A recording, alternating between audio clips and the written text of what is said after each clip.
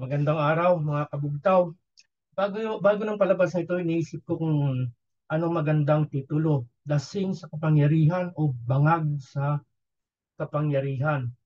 Ah, Naisip ko siguro mas tama yung titulong lasing kasi yung bangag, bangag hindi ko alam eh. Pero may mga nababasa ako na wala, high ka na.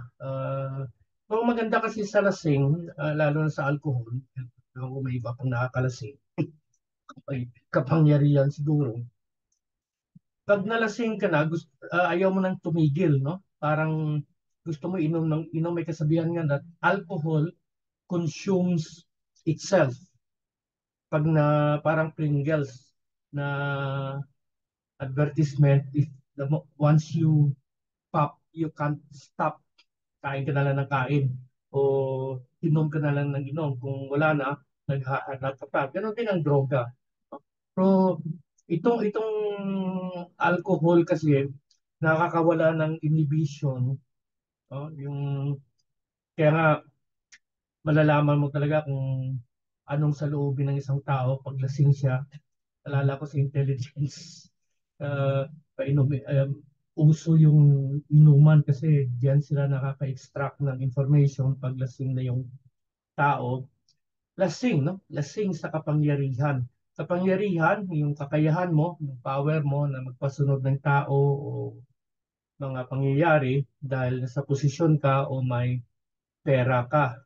No?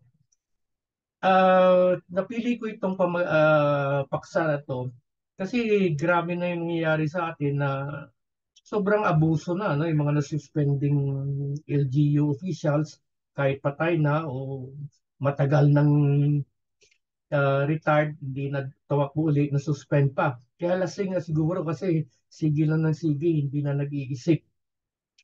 Yung pagpipigil sa mga rally, yung walang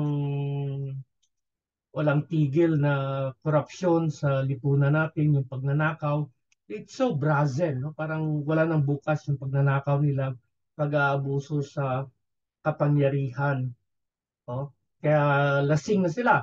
Pero take note, pag lasing ka, happy-happy, party-party. Pero sa susunod na araw, hangover. Tapos ang long-term effect, masisira yung katawan mo. No? Bakit ba ganito? No? Alam mo, hindi lang sa ano, siguro kultura at ng Pilipino at na maximize pa kung magkaroon ng kapangyarihan, no?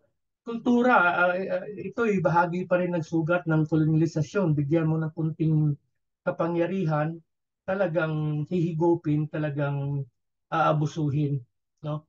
Ah, May kaibigan ako noon na nagtatrabaho sa senior officer, senior citizens office. Ano lang, ordinaryong clerk. So one time nagiinuman kami, medyo ewan ko, nakalimutan ko na kung ano yung usapan. Basta may nasabi siya, ay hindi ko bibigyan ng senior citizens card yan. Para bagang siya nag-approve, para bagang siya yung otoridad na. Pero very common yan sa mga Pilipino. Tulad ng mga dating street sweeper na ginawang traffic aid. Nako, ginamit talaga, pakiramdam nila sila na yung Diyos sa daan. Ginamit talaga yung posisyon nila sa pangungutong. No? At saka walang hundas na no? Paghaharas sa mga motorista, nakatikim na ng konting na puder, no?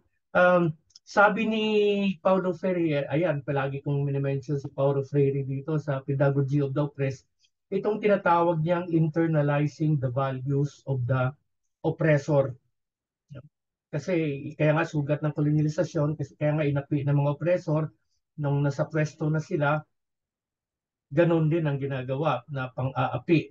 Oh, ah, Tingnan mo yung mga aktivista noon na sigaw ng sigaw, galit sila sa korupsyon, laban sila sa korupsyon.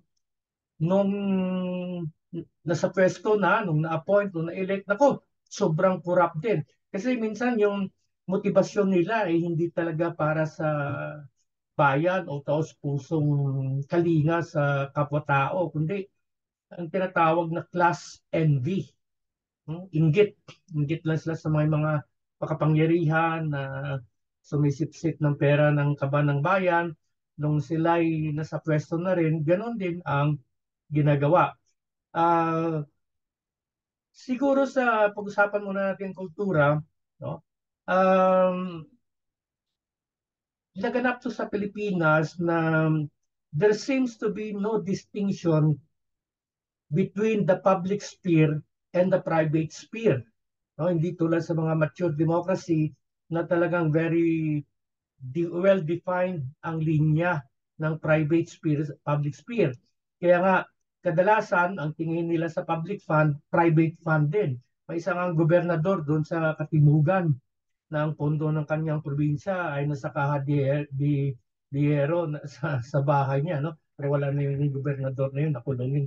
Patay na rin ata yun. Kasi na-involve yun sa isang karumal-dumal na krimen sa Katimugan. No? Marami, lalo dyan sa Katimugan at laganap, kahit sa barangay. No? There seems to be no distinction or boundary between the private sphere and the public sphere.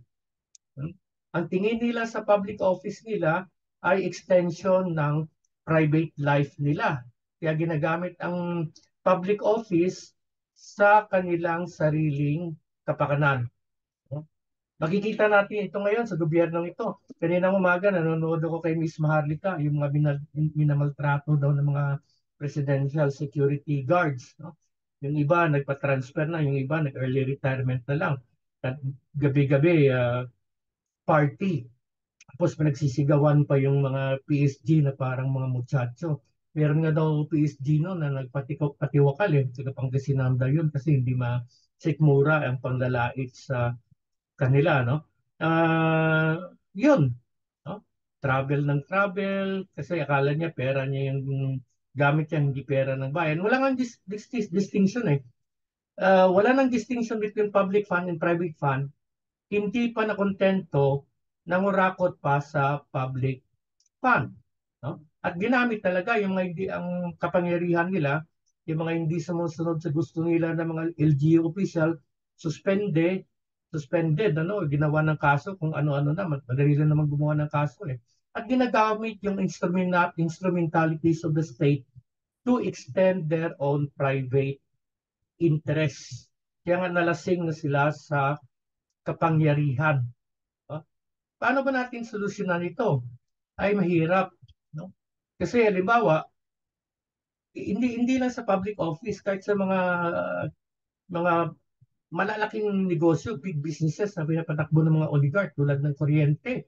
No? Maraming hindi nakakalam na niluluto sila sa sariling mantika nila. Ang magawa na lang nila ay magreklamo na ang taas ng kuryente. Pero hindi nila tinitingnan, hindi nila pinag-aaralan, o hindi sila nakikinig sa mga matinong talakayan kung paano inaabuso itong power sector ng mga oligarko. Sila rin lasing sa kapangyarihan nila para makakamkam na mas maraming pera, no? Ego, no? Pride, no? Kay Dante na na inferno, ang pinakamababang abyss o level ng impyerno ay ang mga ma-pride na tao. Ang last nga, third level na nga tayo.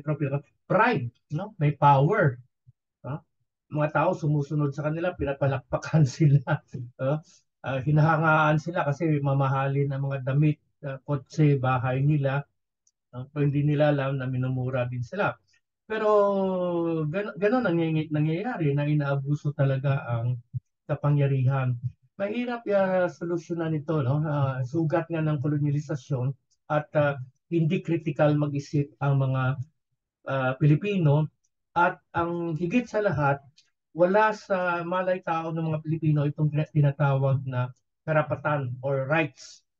May grupo nun, karapatan, kaya lang ideolohiya komunista din, kaya wala rin. Maganda sana nga adikain na matino yung layunin, kaya lang dahil ginagamit yung matitinong mabubuting layunin para sa agenda nila na isulong ang komunismo, kaya wala rin nangyari at saka abusado rin sa kahit sila nalasing na rin sa kapangyarihan.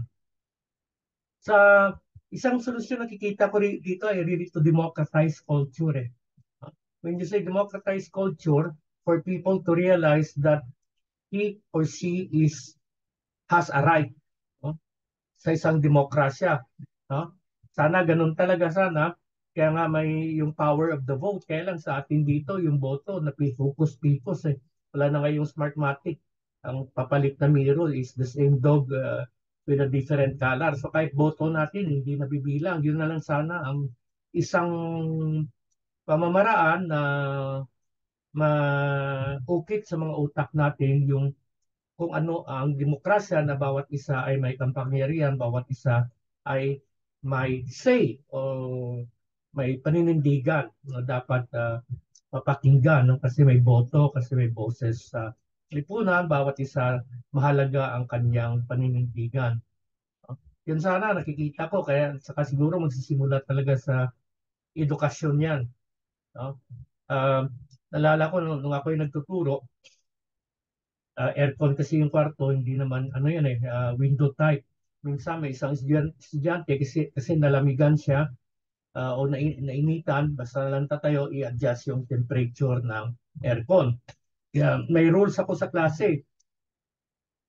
Walang pwedeng mag-adjust ng temperature kung walang pahintulot ng buong klase. Kahit ako, I have to ask permission from the class to lower or increase the temperature. Simple rules like that will teach students democracy na hindi lang pala sila ang nabubuhay dito sa mundo, may iba pa na dapat igalang. No? Bilang taxpayer, dapat igalang yung pawis ko, yung trabaho ko, na ang buwis ko ay mapupunta sa tamang serbisyo. Pero wala sa maraytaan ng Pilipino yan. Parang peasant nga parang ipapasa Diyos na lang. No? May defeatism. Pero ito lang masasabi ko sa mga lasingan sa kapangyarihan na walang pakundangan ang pag-aabuso sa posisyon, sa kapangyarihan, walang pakundangan ang pagnanakaw sa bayan, no? May hangganan din yan, no? Kaya sabi nga karma is a bitch, no? Kahit modern physics alam na nahuli ang wisdom na yan. And every action there is an opposite reaction. Kasi itong mga taong to walang pakialam eh. In fact, yan ang paksa natin sa susunod, yung the Great Divide. No?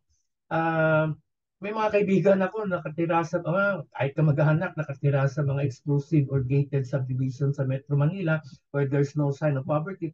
Wala silang pakialam sa mga naghihirap. Wala sa mundo nila. No, kahit sa public opinion, itong mga kupal na mga government official, walang pakialam yan. No? Wala silang pakialam. May great divide kasi, ibang ginagalawan nilang mundo, iba rin ang ginagalawang mundo ng mga mahihirap. Until crime knocks at their door, mabiktima ng krimen ang sila mismo o mga kamag-anak nila dahil sa kahirapan. Importante yan na pag-usapan natin yung the great divide.